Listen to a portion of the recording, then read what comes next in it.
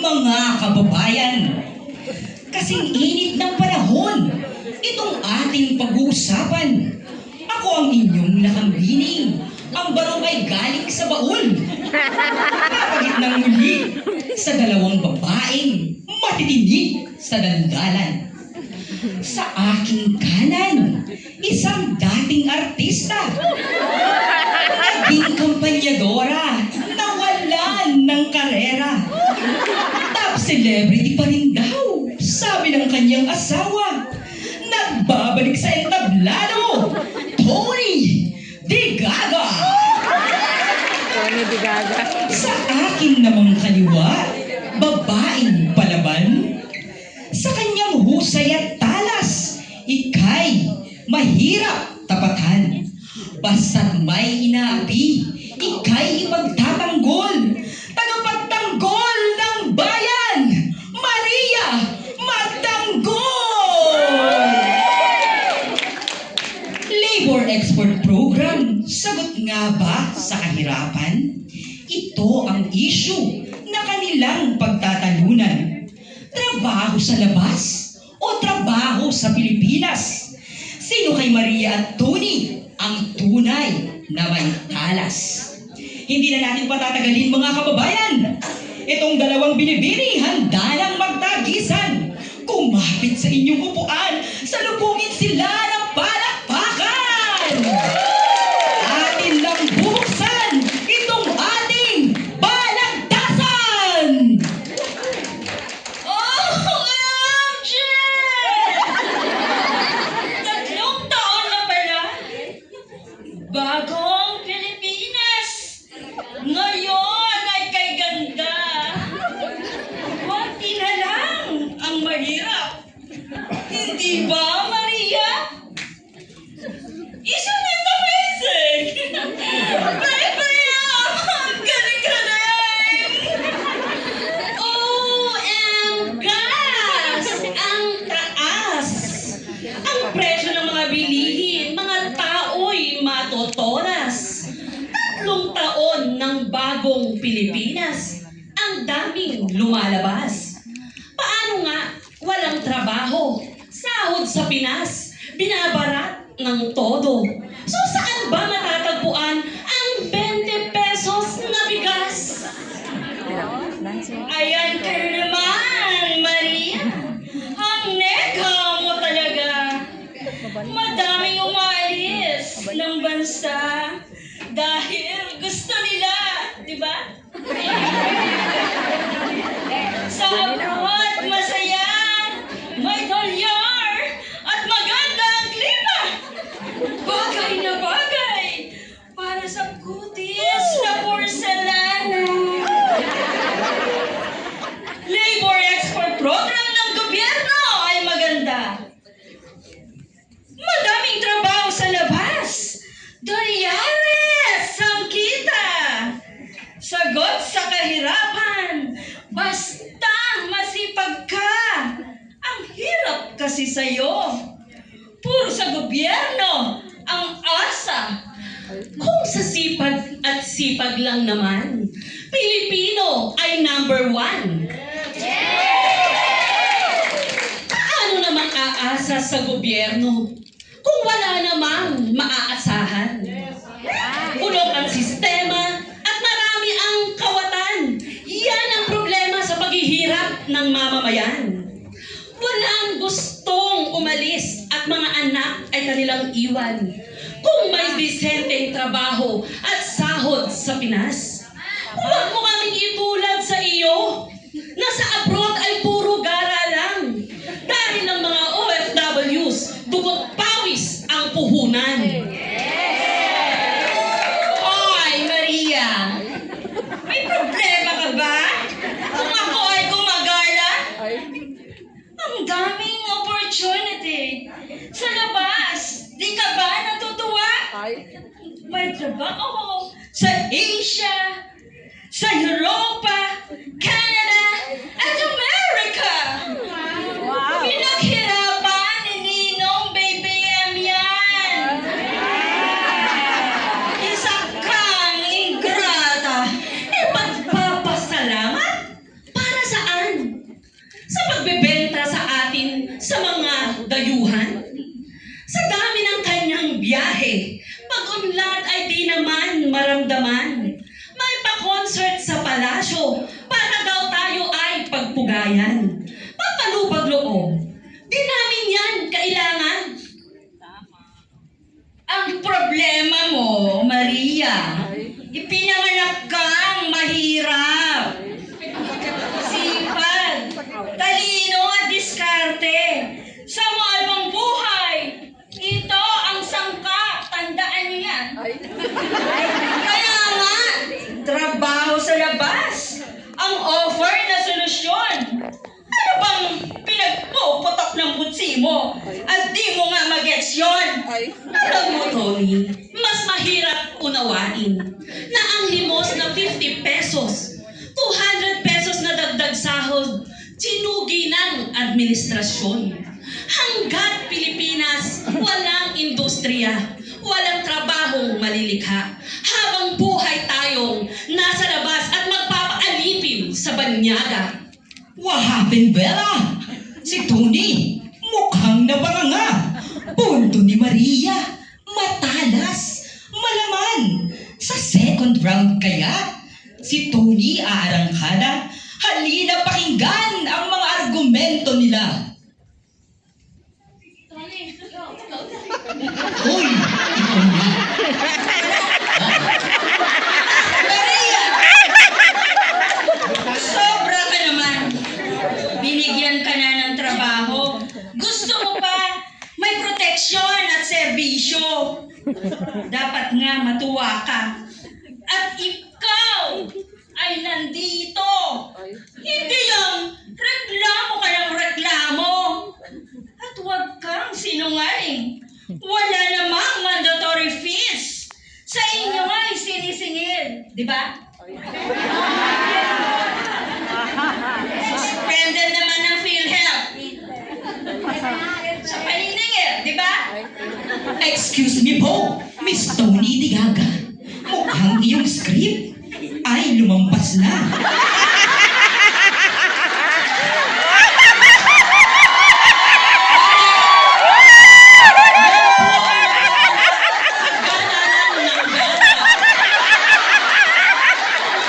Mga kababayan, narito muli si Tony at Maria. Bananat, umarangkada! Ako lang, nagkakamali rin minsan. Mga kababayan, tayo ay magkaisa. Mahal na bilihin, tubig, kuryente at iba pa. Ang dami ring mandatory fees sa OFWs ko na kolekta.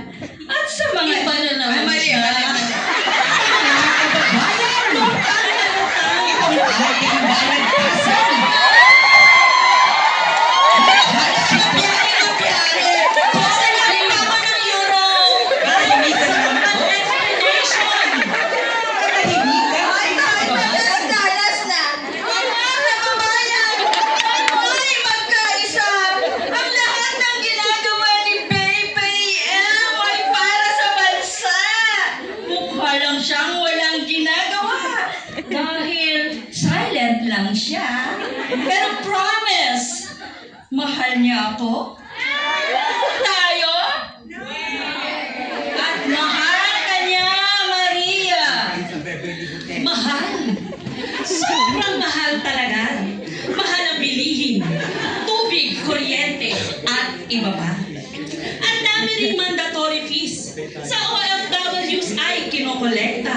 Sa mga issue na ito, silent lang talaga si BBM dahil wala siyang ginagawa. Ito pa, Tony. Sabi mo pagkakaisa.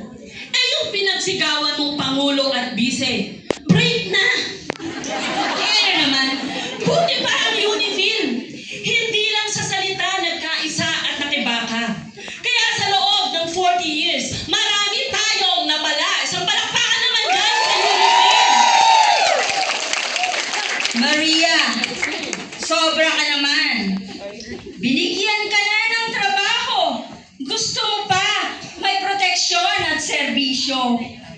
Dapat nga, matuwa ka at ikaw ay nandito. Hindi yung reklamo ka ng reklamo. At huwag kang sinungaling. Wala namang matuturipis sa inyo'y sinisingil. Di ba? Suspended naman ang PhilHealth sa paniningil. Aminin! Kahit ano pa dyan ang iyong inaangil, hindi ba pwedeng tayo lang ay chill? Lutang ka talaga. Sa'yo na rin nanggaling na suspended lamang ang koleksyon. Pero ang katotohanan, anytime pwede namang mag-resume. Wala namang pinag-iba ang gobyerno noon sa ngayon. Sa serbisyo, usad pagong, pero mabilis sa koleksyon. Kung tunay na Pilipinas, maunlad at gumaganda, bakit 8,000 kada araw pa rin ang lumalabas sa bansa? Sa remittance namin, gobyerno kumikita at nakaasa, sana man lang sa serbisyo, maramdaman namin ang ginhawa. Kaya nga may global center, di ba? Kasi, love kayo ni Baby M. O, di ba? Ang bongga? Aminin. Pwede kayo doon magkape at biskuit. Kahit araw-arawin mo pa. Di ba? Ang laki nun? Di ka ba natutuwa? Tapos, meron pa kayo. LFW lunch. Pag-uwi na ng Pilipinas. Hindi pa ba yun sapat? At kung makakangal ka dyan, wagas. Magpasalamat ka na lang at nakalabas ka ng bansa. Eh di, buhay reyna ka ngayon. At ng inyong pamilya, di ba? Tony G, saan ka bang planeta nakatira? At tila sa realidad, hindi ka nakaapak sa lupa. Global Center na kahit mga terminated ay di makatira. OFW Lounge na hindi naman tayo lahat kasya. Ang kailangan natin ay serbisyong pangkalahatan. Proteksyon na hindi lamang para sa iilan. Kaya kahit lahat pa ng kaanak namin lumabas ng bansa, kahirapan hindi matitigil hanggat gobyerno ay bulok ang sistema. Mukhang si Tony. Na-stress sa punto ni Maria. Na Labor Export Program ay hindi solusyon sa kahirapan. Sa ikatlong round kaya? Meron pa kaya siyang mapatunayan? Halina at ating pakinggan huling round ng kanilang tagisan. Napapagod na ako sa kararami niyo, Maria. At sa lahat na lang ng sinabi ko, may sagot ka. Wala namang pangulo na mabuti para sa inyo. Isa kang salot. Sabihin mo, bayaran ka, no? Ayan na naman ang mga rhetoric mong paratan. Hindi mo ba talaga matanggap na mga sinasabi ko ay may katotohanan? Isa pa, wala naman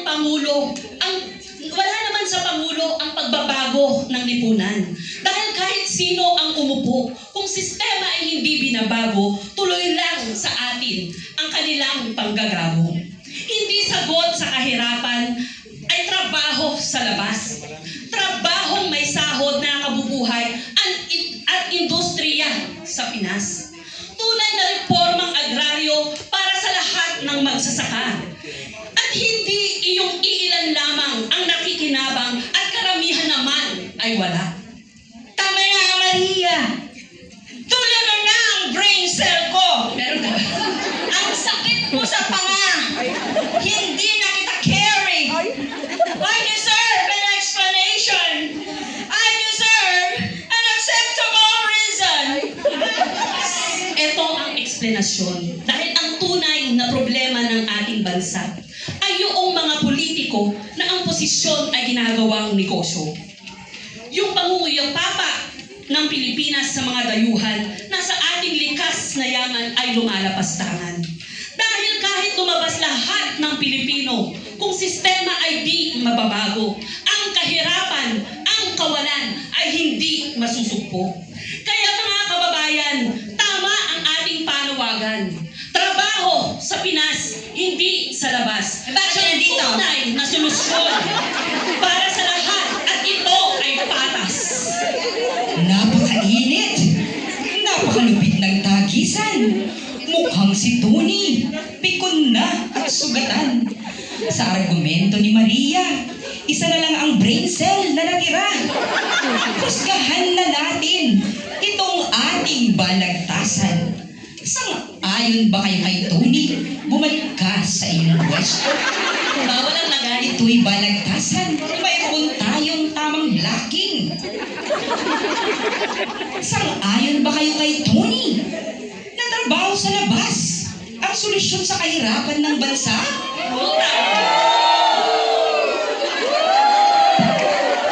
Tama ba ang tinuran ni Maria? Sa madla, pambansang industrialisasyon at tunay na reforma sa agrikultura, iyan ang ating kailangan sa pilitang migrasyon mawakasan. Lakambini mang naturingan, ako man ay maikiling din. Sa balagtasang ito, posisyon ni Maria, sumakses! Isn't fair! Isn't fair! Trabaho sa Pilipinas! Hindi sa labas. Tony de Gaga, halilawan na kami ang explanation. Ano bang hinahanap na acceptable reason? Sa atin namang giliw na manunood, kapulutan ng aral, itong aming balagtasang handog. Ako ang inyong lakambining, nagsasabing hanggang sa muli-muli, makipagtagisan ng kuro-kuro at pagkaisipin, pumanig sa tama, pumanig sa masang aping, at hindi sa mali.